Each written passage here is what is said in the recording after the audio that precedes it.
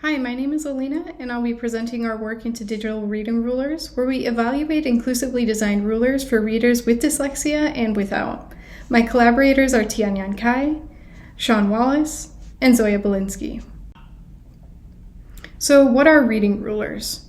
Well, what you'll see on the left-hand side of the screen is a color overlay displayed in many different colors, as well as a simple wooden ruler. Next, in the middle of the screen, you'll see a ruler typically described as a dyslexia ruler, where the reader is aimed to read within the cutout window.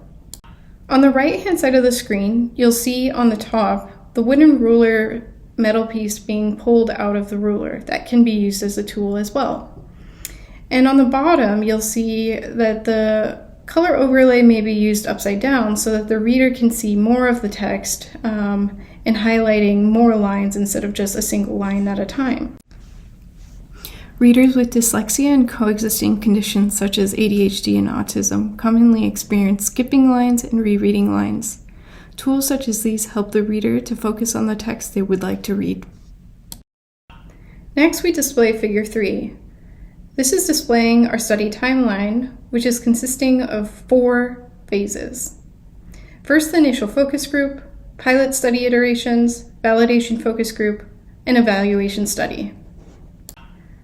First, we go over the initial focus group, which consisted of 2 meetings separated by 5 days. I led the sessions, and I'm moderator 1 with dyslexia. We had 7 participants, P1 to 7, and during these sessions, we ideated 3 tools, gray bar, Lightbox, Underline, and 2 baselines, mouse and no ruler. In these sessions, we wanted to understand digital reading rulers and their interactions. First, rulers commercially available, such as Reading Line, Immersive Reader, etc. Tools that may be customizable versus non-customizable. We discuss interactions, such as static rulers and cursor-following rulers.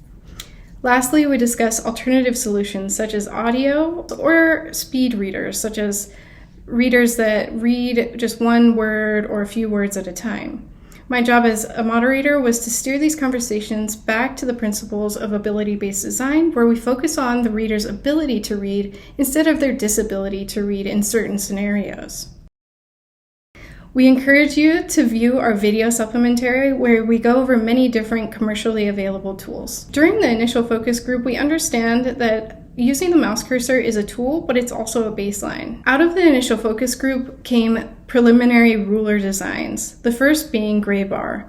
Gray bar simulates the experience while reading with a color overlay right side up, where the reader is focusing on a single colored line at a time. Next, we have the inverse of gray bar, which is Lightbox. Everything is colored except the line that the reader is reading.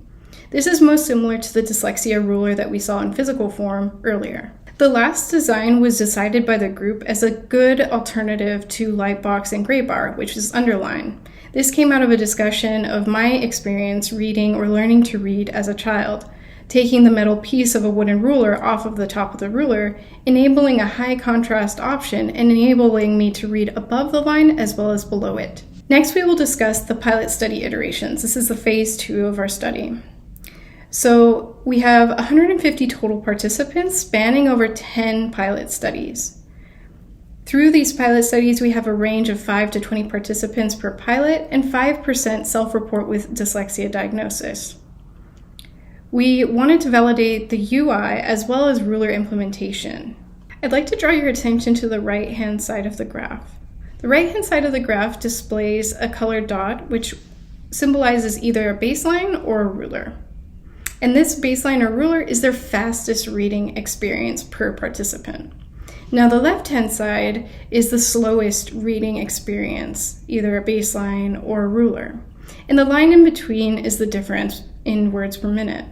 And we see, even in the fastest reader's case, just over 600 words per minute with Underline.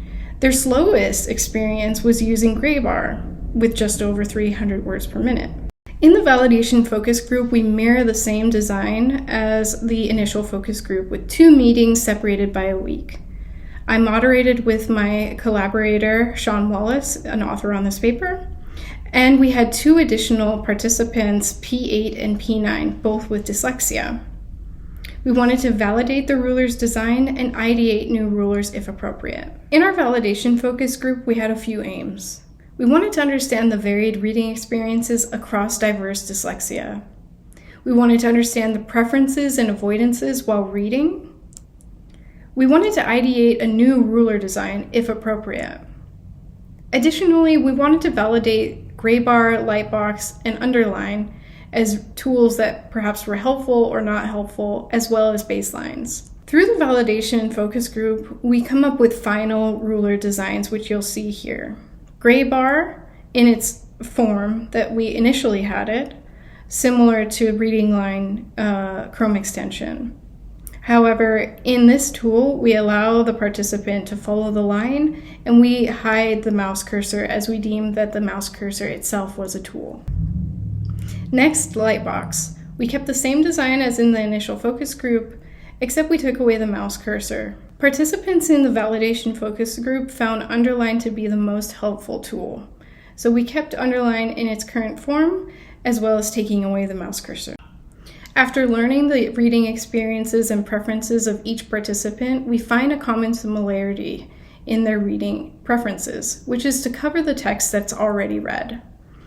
In that, we take Lightbox and we enable just the top half of Lightbox and call that shade. Next, we move on to the evaluation study phase. This consisted of one study of 177 participants from Prolific and Mechanical Turk, 91 with dyslexia and 86 without, and we measure reading speed, preference, and comprehension. Here's our study design diagram where we take participants through a dyslexia survey, pre-survey, and then into a practice round including instructional video, and then the reading rounds, which include 7 rounds, including a practice round. After all 7 of those rounds, where each round consists of a single baseline or reading ruler, the participant is then taken to the post-survey. When we look at gray bar compared to no ruler, Lightbox, and mouse, we see increased reading speeds, as well as with shade compared to Lightbox and mouse. Likewise, Underline compared to mouse and Lightbox, increased reading speeds for readers with dyslexia. When looking at preferences, we see similar trends across participants with dyslexia and without. Participants across the board prefer Lightbox over all other reading experiences. We find that gray bar, Underline, and shade increase reading speed for readers with dyslexia and coexisting conditions. Readers with dyslexia and without prefer reading with rulers over baselines, mouse, or no ruler. Readers without dyslexia did not see reading gains while reading with a ruler. Lastly, comprehension was unaffected by reading with a ruler or baseline. However, this can be due to the decreased number in comprehension questions asked, and we exclude data if reading comprehension scores were outside the normal distribution, computed using the interquartile range method. We would like to highlight the importance of inclusive design in our study. We focus on ability-based design and user-inclusive sensitive design principles. In that, we focus on the affected group's ability instead of disability. User-sensitive inclusive design includes researchers who are part of the population being designed for. We incorporate this principle in delineating M1's involvement and distinction in the initial group versus the evaluation group, where M1 played an active role of moderator as well as participant. A part of ability-based design is iterative design. And so by incorporating the feedback from participants in the pilot study, we are inherently being inclusive to those voices. We hold a validation focus group with the target population, where we recruit participants with different experiences reading and living with dyslexia.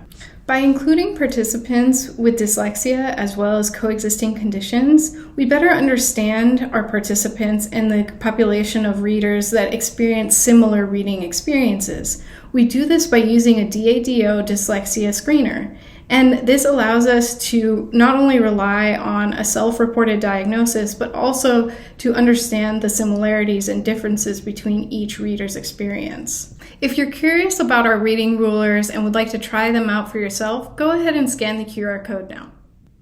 From myself and my collaborators, I want to thank you for your time. This has been Digital Reading Rulers. Thank you.